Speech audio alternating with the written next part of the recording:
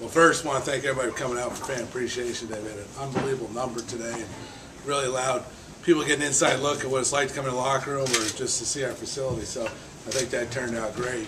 With that being said, we're 6 days away from playing. I know the weather's not perfect, but it's supposed to be good the next 7 days. And we're really looking forward to the season. I've never been this excited because of a lot of factors within our team, and I can't wait to get started now. We've got a short preseason. That's the way it is in college baseball now. So our players think they're ready. They thought they were ready the second day of practice, so we're not quite there yet, but looking forward to starting next week. Any questions? Can you talk about the big rule changes with the new bats and also the 90-second rule and what you've done to get ready for those? Yeah, it's the BB core, which is essentially the density of the bat, it has really changed the game a little bit. So it's balls don't jump off the bat, don't have that trampoline effect like they used to. Fortunately for us, we have a little more speed than we've had. We kind of recruited to it a little bit, saw it coming, and hopefully we're ahead of the curve a little bit on that. It's what we see now is your good hitters are still good hitters. You don't see the little second baseman hit opposite field home runs anymore. But you still see guys getting their hits. I don't think that's going to change. I just think that the home runs are going to go down. I think it's going to put more emphasis on pitching. It's going to put more emphasis on walking hitters and making errors.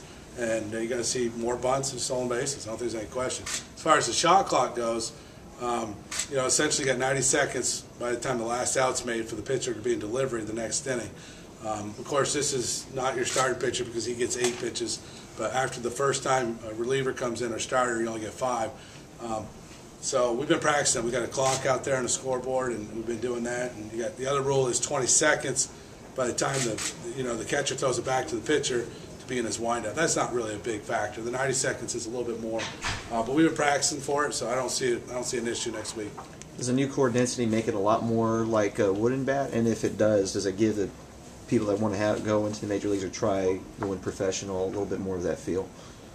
Yes and yes. It does have more of a wood bat feel. There's no question about it. I guess the best way for me to explain it with the BB core would be like if you had the bats now, especially the composite bats, they're hollow on the inside, and when the ball would hit the ball, it actually would dent it a little bit, and it had a trampoline effect. It would stay on the bat a lot longer. It doesn't stay on the bat as long now, so it'd be almost like taking an aluminum bat, the stuffing it with wood on the inside, and that's the same kind of difference.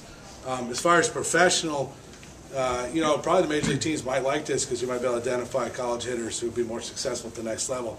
I don't know if that's going to happen yet. I know that's what there's some talk about that. But like I said, I think your good hitters are still going to be good hitters. Your other guys are. It's just the long ball is going to be affected the most.